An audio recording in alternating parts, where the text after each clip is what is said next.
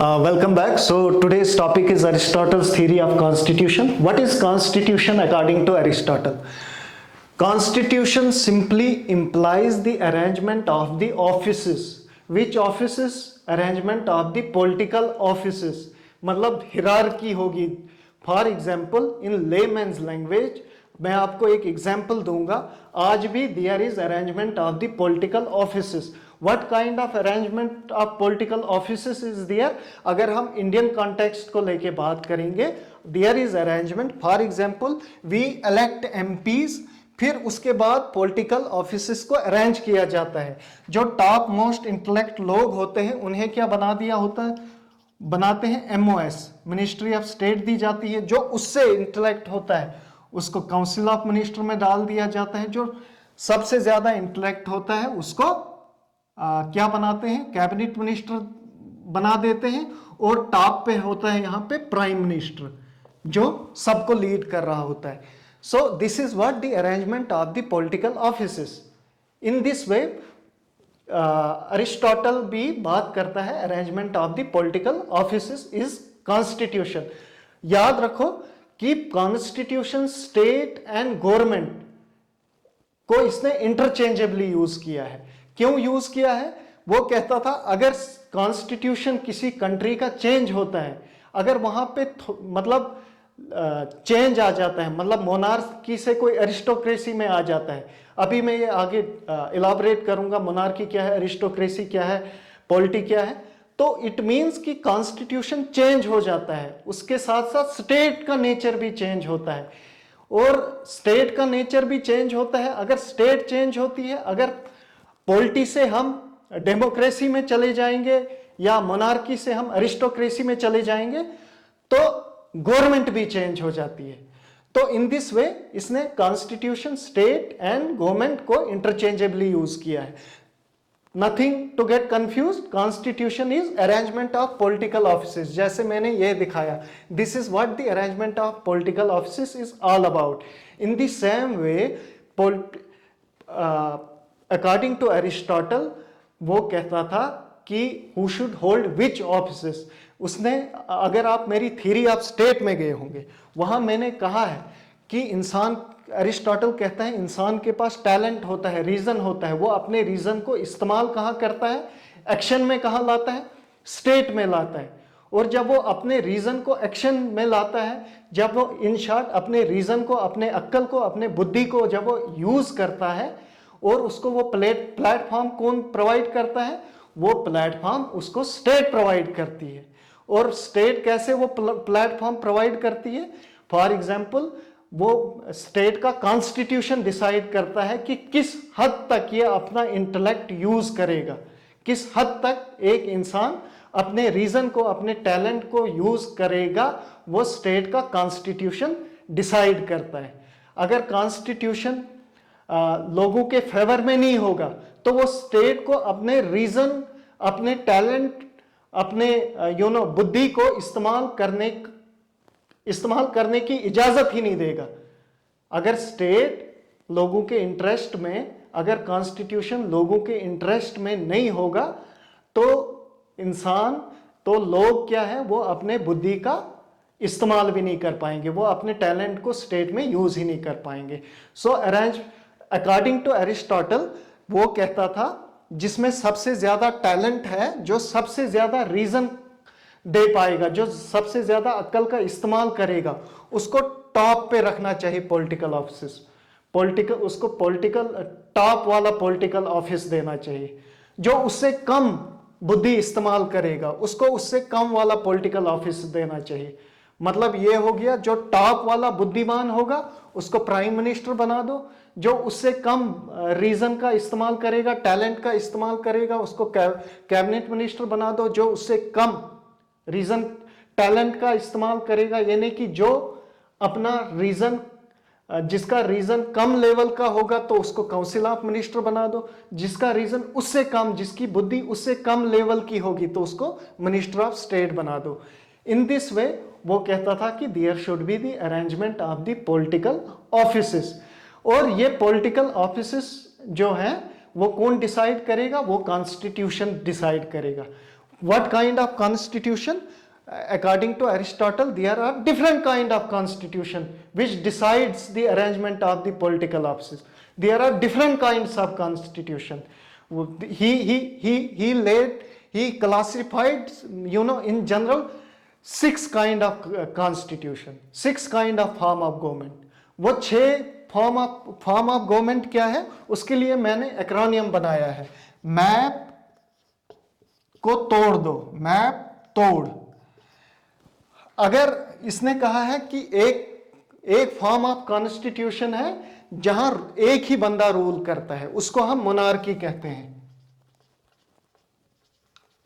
जहां एक ही बंदा रूल करता है उसको हम मोनार्की कहते हैं। कब? जब ये लोगों के इंटरेस्ट में काम करता है। एक बंदा, एक रूलर, जहां एक स्टेट में एक ही रूलर होगा, जब वो लोगों के इंटरेस्ट में काम करेगा, उसको मोनार्की कहा है इसने। लेकिन जब वही एक बंदा अगर लोगों के इंटरेस्ट में काम नहीं करेगा, वो अपने इंटरेस्ट के लिए काम करेगा, rather than the interest of people, उसको इसने टिरैनी बोला है। उसको इसने टिरैनी बोला है, यानी जाबिर, जुल्म करने वाला। और इन दी सेम वे उसने दूसरी फॉर्म ऑफ गवर्नमेंट, दूसरी फॉर्म ऑफ कॉन्स्टिट्यूशन क्या बोला है इसने? दूसरी फॉर्म ऑफ कॉन्स्टिट्यूशन को इसने अरिस्टोक्रेसी बोला है। अरिस्टोक्रेसी हो गया rule of few rich in the interest of people. इसको नॉर्मल बोला है इसने, क्योंकि ये लोगों के हक में काम करते हैं। और अगर यही अरिस्टोक्रेसी लोगों के हक में काम नहीं करेगा, ये अपने पैसे कमाने के चक्रों में पड़ जाएगा, उसको इसने ओलिगार्की कहा है। Oligarchy is also rule of few rich but for self interest, not for public interest. और तीसरी फॉर्म इसने कही है पॉलिटी, जैसे इंडिया में डेमोक्रेसी है। पॉलिटी हो गया रूल ऑफ मनी, मतलब रूल ऑफ मनी, बहुत से हुजूम का रूल जहां होता है, जैसे इंडिया में डेमोक्रेसी है। तो अगर polity in the interest of public काम करेगी, अगर वो लोग for the interest of public काम करेंगे, तो वो नॉर्मल फॉर्म ऑफ गवर्नमेंट है, उसको इसने पॉलिटी कहा है। अगर वही लोगों का हुजूम लोगों के इंटरेस्ट के लिए नहीं काम करेंगे, बल्कि सेल्फ इंटरेस्ट के लिए काम करेंगे, तो उसको इसने कहा है डेमोक्रेसी। ये आज के डेमोक्रेसी से कंफ्यूज नहीं होना। तो उसको इसने डेमोक्रेसी कहा है। तो अरिस्टोटल का कॉन्स्टिट्यूशन ये कहता है arrangement of political offices. So he gave 6 classification.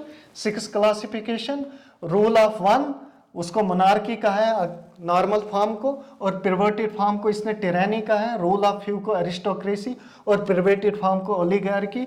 Rule of money को, नॉर्मल फॉर्म को पॉलिटी, और पिरवर्टेड फॉर्म को इसने डेमोक्रेसी बोला है। पिरवर्टेड फॉर्म को इसने डेमोक्रेसी कहा है। I hope you understand.